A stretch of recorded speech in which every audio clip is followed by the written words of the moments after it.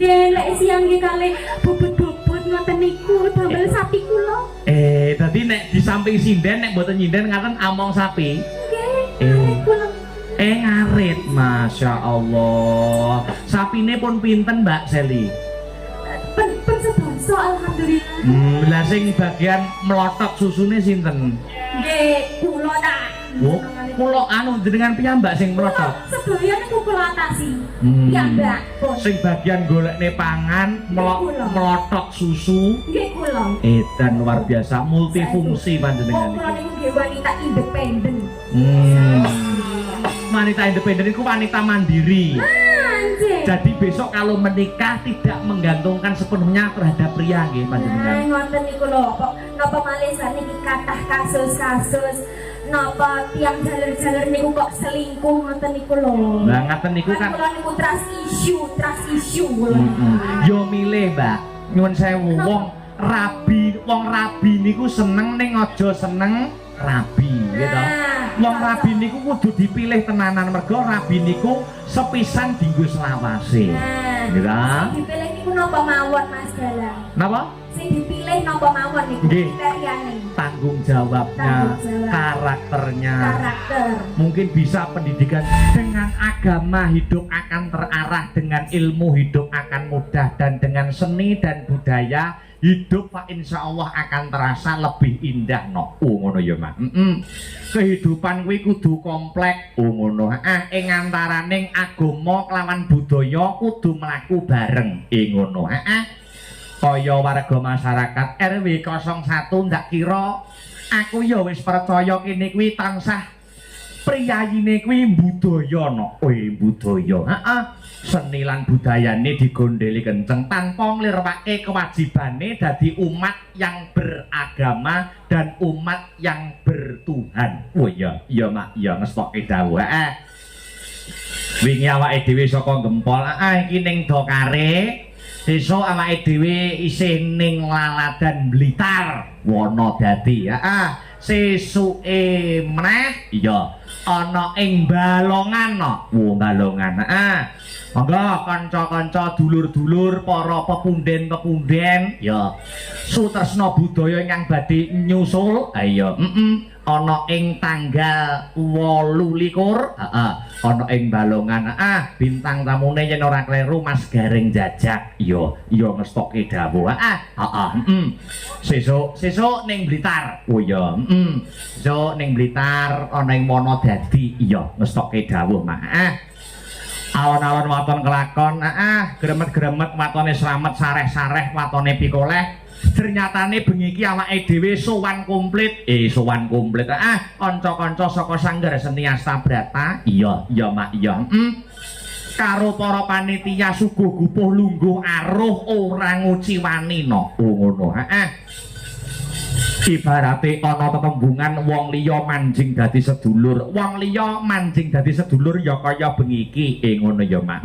iya ning transite rada kaduan no oh iya ora dadi boyo pengopo ya karo jalan-jalan iya ngestokke dawuh wah iki saking tresnane para warga masyarakat ana ing RW 01 sumrambahe warga masyarakat pepunden-pepunden kuning Dokare iya iki akeh banget nawala sing tumiba ana ing pangkon iya kuwi salam-salam kanggo warga masyarakat sing kepareng rawuh bengi iki kang sarta akeh uga kang nyuwun gegendingan tetembangan iya ya gliak-gliak waton kecandak nek waktune nutut ya dipinangkani siji mbaka siji nek ora nutut waktune ndak sambung ana ing pagelaran berikute ngono ya Mak ya ternyatane godhong tela wae bisa gawe lega kenapa menungso sesamane menungso kok ora iso gawe lega wah iya ngestokke dawuh ana ngono iki assalamualaikum warahmatullahi wabarakatuh sugeng dalu Mas Dalang kula Pak Nonting lan kanca panitia tasyakuran nyuwun gending setunggal sida mukti angka kalih pepiling ya gending menika dipun aturaken kagem sedaya Tandemen wayang kulit wonten pundi kemawon? Ngono. Heeh. Mliginipun kagem sedaya pamong desa Sidakare. Heeh. Utaminipun kagem sedaya warga masyarakat sedayanipun sugeng hamirsani ngantos sedalu natas. Matur nuwun. Wassalamualaikum warahmatullahi wabarakatuh. Ngono ya, Pak. Saka Pak Nonting no. Oh iya. Nah, kita wacane no. Ya. Putuku Akbar Shah Alam. Wah lah iki. Iki kapan iki wah? Duwe Mbah Dokare kapan iki ya? Iki saking Mbah Sarminem Dokare. Badhe kirim pantun ya ning Blitar tuku degan. Ning Blitar tuku degan ijo. Ya. Mugi-mugi ndang angsal judu. Wah. Ndongakne to iki ya. Ning Blitar terus ning Pare putuku Akbar pentas nang Dokare. Ya. Didoaken Mbah Sarminem putuku Akbar digayuh bakal munduh, disejo bakal teka, dirasa bakal nyoto. Ya. Sego liwet bothoke tawon andum slamet para penonton. Ya. Luar biasa, luar biasa. Saka sapa mau iki? Mbah Sarminem. Ngono. Weh leh parian. Iya. Ya dipinangkani pamundhutan-pamundhutane siji mbaka siji. Ning sadurunge diaturake tetembangan sing maneka warna, tidak ada salahnya jika diperkenalkan sindennya siji mbaka siji no. Oh ya. Ngono. Dasare ya awake dhewe lagi sepisan jiki sowan ana ing wilayah Dokare dan sekitarnya. Ya. Dikenalke ana ing para warga masyarakat. Ada pepatah mengatakan tak kenal maka tak sayang. Ngono ya, Mak. Ya. Sing saka jejer dalang se, mengko terus nglerek rono. Ya. Kuwi asmane Mbak Dwi Kumala no. Ngono. Mijil saka Tanjung Anom. Terus nglerek konone nah. Punika Dik Sinta Widya Palupi. Oh, Dik Sinta Widya Palupi. Ya, wah luar biasa. Iya, mahasiswi akhir no. Ngono. Ana ing Universitas Negeri Surabaya. Ngono. UNESA program studi bahasa daerah. Dik Sinta kuwi.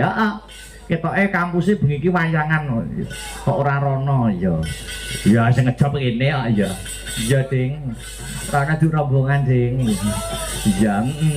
Iya, terus nglerek ana, ya. Kono ya kuwi adalah lah niki sinden favorite kanca-kanca no. Ketoke yo main cedhak kene to ya. Cedhak kene ta ketoke. Ya, sapa? Mbak Sri Wahyuni Pesek no. Oh iya, Wong Pesek ngene iki malah umure awet, ambekane ngirit. Iya.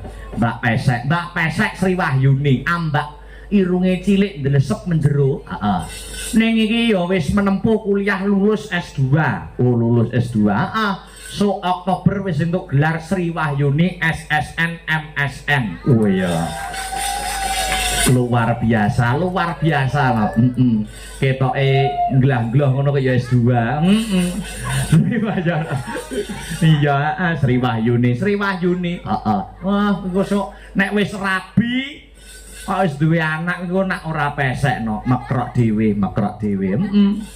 Terus nglerek kono neneh menika Mbak Aulia Pangesti. Oh ngono. Mijil saka Kukuban Sidoarjo. Oh iya. Ning iki kelahirane ya saka bumi Anjuk Ladang kene. Oh ngono. Saka yen ora kleru Ngadiboyo. Ngadiboyo. Ngadiboyo ning saiki hijrah ana ing Lanadan Sidoarjo. Wah iya. Terus nglerek. Iki niki nggih kecil-kecil cabai rawit ya. Nggih ya urung suwe melu ikut sering ana ing Astabrata. Asmane Mbak Seli. Oh, Mbak Seli. Saya nama lengkapnya sapa to? Oh ya dipegang mic-nya dipegang. Aku malah ndak roh rung paham karo asmane lengkap nama komplit. Jenengan kok supe sih Mas? Iya. Padahal sudah saya jelaskan loh waktu awal kita bertemu. Iya, neng kula niku nak jenenge dadi dalang niku banyak yang dipikirkan Mbak Yu. Tapi kenapa yang lain kamu ingat? Untuk aku saja kamu lupa. Lah mari panjenengan yo jarang melu rombongan, akeh ijine gitu. Mila kula nek lali ngeten pun harap maklum. Nah, pripun kok teng desa nggih kali angon sapi lho. Nggih, makane kula kroper-kroper. Nek dalu nyinden, lek siang nggih kali bobot-bobot ngoten niku damel sapi kula. Dadi nek di samping sinden nek mboten nyinden ngaten among sapi. Nggih, ngarit kula. Ngarit, Masya Allah. Sapine pun pinten Mbak Seli? Pen sedoso alhamdulillah. Lah sing bagian melotot susune sinten? Nggih, kula ta. Oh, kula anu jenengan piyambak sing melotot. Sedaya niku kula atasi. Piyambak pun. Sing bagian golekne pangan, melotot susu. Nggih kula. Dan luar biasa multifungsi panjenengan kula niku nggih wanita independen. Wanita independen itu wanita mandiri. Jadi besok kalau menikah tidak menggantungkan sepenuhnya terhadap pria nggih panjenengan. Ngoten niku lho, napa malih sakniki kathah kasus-kasus napa tiyang jaler-jaler niku kok selingkuh ngoten niku lho. Lah ngaten niku kan kula niku trust issue lho. Yo milih, Mbak. Nyuwun sewu wong rabi niku seneng ning aja seneng rabi gitu. Wong rabi niku kudu dipilih tenanan mergo rabi niku sepisan dienggo selawase. Gitu. Sing dipilih niku napa mawon Mas Dalang? Napa? Sing dipilih napa mawon niku kriteriane? Tanggung jawabnya, karakternya. Mungkin bisa pendidikan juga masuk. Nggih, pendidikan. Kados jenengan ngoten niku berarti contohe. Nggih kan selera wanita beda-beda. Aku malah lali. Mau Mbak Seli sopo nama lengkapnya? Nami kula Marcelia Tristanti. Marcelia Tristanti. Celukane Seli. Tak kira Tris. Nggih, Pak. Jenengan bunga kula nggih bunga Mas. Iya, derek belajar nggih Mbak Seli nggih. Kula nang derek ajar Mas. Domisili panjenengan sakmenika wonten pundi to? Kula sakniki domisiline Malang. Oh, Malang. Asline Pasuruan. Kapan-kapan tak dolan Malang boleh to? Nggih monggo ten Batu niku nggih kathah namine Songgoriti. Nggih niku monggo jenengan dolan ten mrika. Songgoriti niku napa? Wisata apa air terjun apa Songgoriti niku? Niku wisatanya kuwatah. Mulai air terjun wonten, para layang wonten. Nganu, napa wisata malam juga ada. Wisata malam niku kuliner napa? Napa nggih ngoten niku? Urusan napa ngoten niku Mas Heru? Lek jarine Mas Heru apa-apa. Napa Mas Heru? Oh, kok enek penonton sing cululuk anu pakan manuk. Lho. Maksudnya ning mriku dodol kroto napa pripun? Lah kok penontonnya kok rupane uapal ngoten niku sih? Nggih, mbok menawa dulur sampean teng mriki. Oh, ngoten.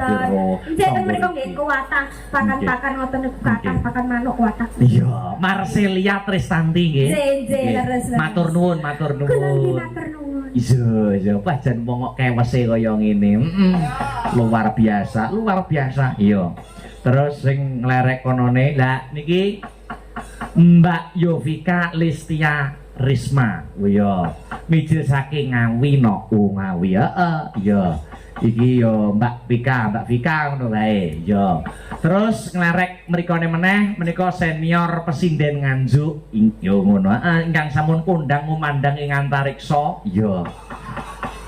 Kok nanti antariksa barang saking kondange kok ana. Iya. Bu Parsinem, wingi ning Gempol daleme Bu Parsinem cedhakno. Ya, kedung dawa ning Gempol. Wes kari glinding tok bubar.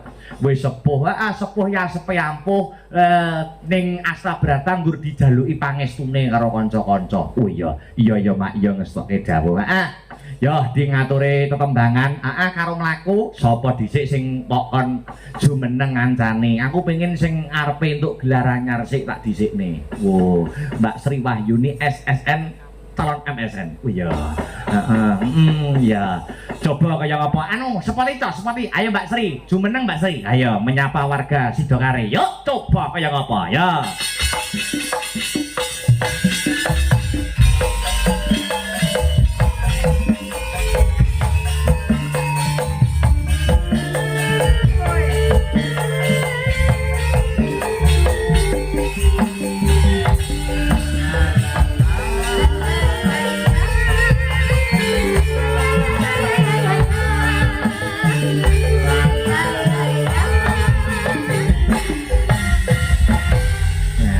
Wilujeng dalu selamat malam Mbak Sri Wahyuni. Ije, wilujeng dalu selamat malam Mas Dalang. Wah, ngaten iki lho. Kula nek nyawang panjenengan itu Mbak Sri itu selalu ceria, selalu positif vibes. Alhamdulillah. Menebarkan keceriaan, menebarkan kebahagiaan. Iya, soalnya aku ceria selalu. Tidak pernah susah nggih, Gak Mbak? pernah ada masalah. Tidak pernah galau. Tidak pernah. Ruwet-ruwet kan mboten nate. Mboten pernah. Luar Nggih, biasa. kalau niku kan lurus.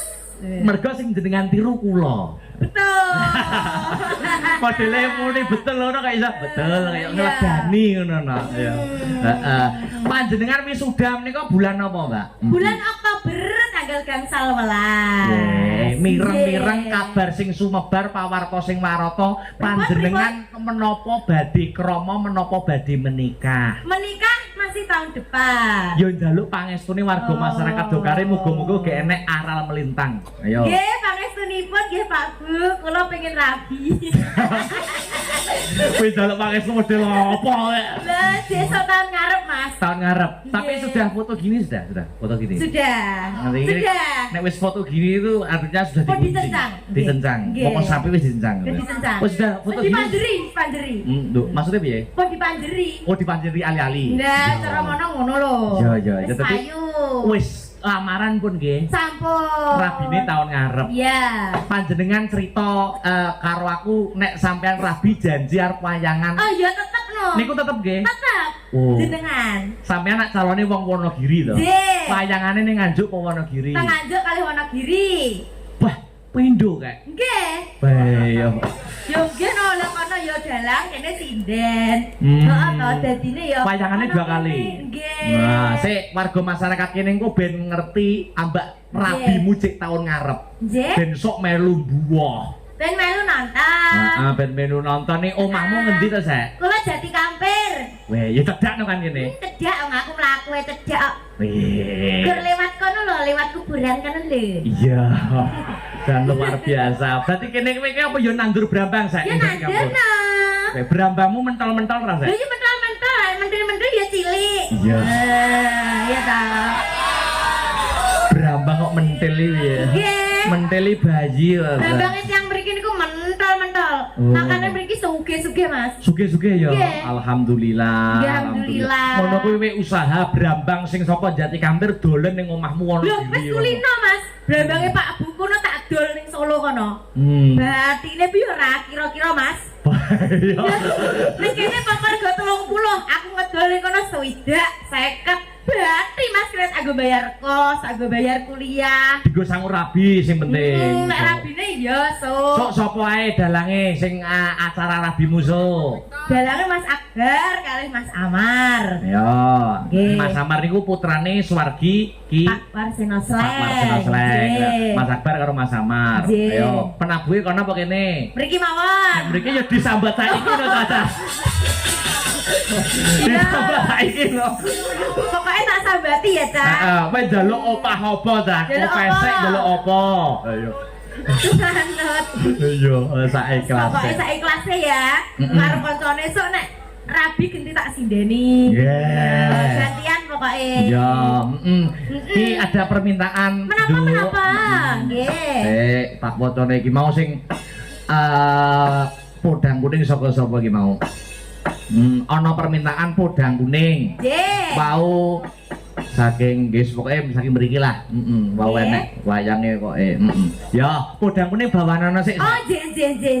Wah, jan wong kok sumeh. Sumeh. Ya, Wong pesek renek wong barang guyang-guyu. Iya, Mas. Jalan. Ora. Yo, ditawani. Ya. Sepira, Mas? Iya. Jajal tutukan, Mas. Apa nih? Iki lho gendere. Tak kan udah gendere. Yo. Nadyan wujud temong paksi. Wah, suarane ngebas powere apik no. Iya, Mbak Sri. Powere apik, luar biasa. Terus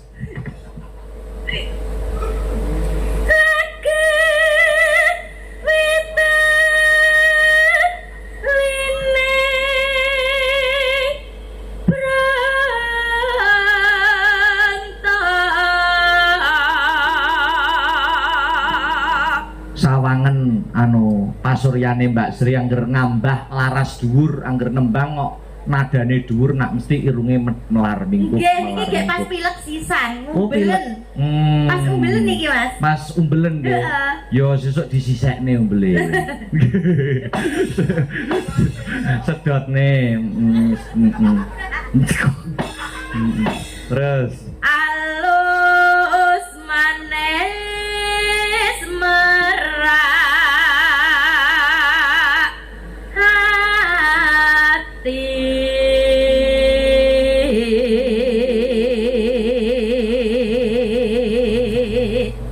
Ngono kuwi yo calon bojomu ngono kuwi jak serawung karo kanca-kanca astabrata kene lho. Iya, lah tapi mereka nggih nyambut damel.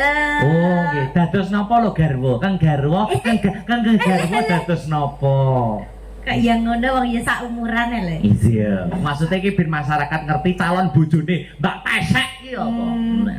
Profesinya apa? Guru SMP, Mas. Weh, guru SMP mulang apa, Sek? Seni budaya kali Karawida. Guru ki sabar lho, Sek. Dadi pancen bener pamilihmu. Kowe ki wonge wawek entuk wong sing sabar ki wis sak pantese. Gathuke ngono to, Mas? Gathuke ngono kuwi. Kudu ngono. Nek kaya aku iki pantese sing karaktere piye, Sek?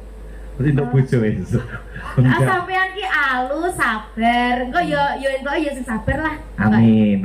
Hitungane ya Sek ben Tak dongakno. Ganti yo, terus.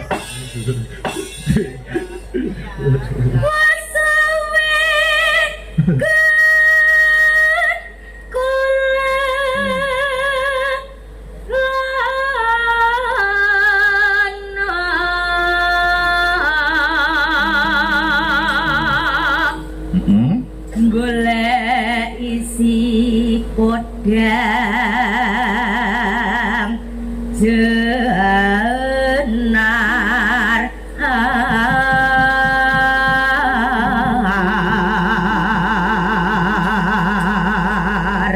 terus ibu bunga ing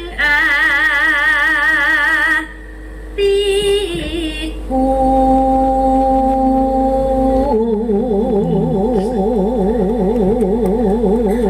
entek Sri nyanding bisa dadi tonggo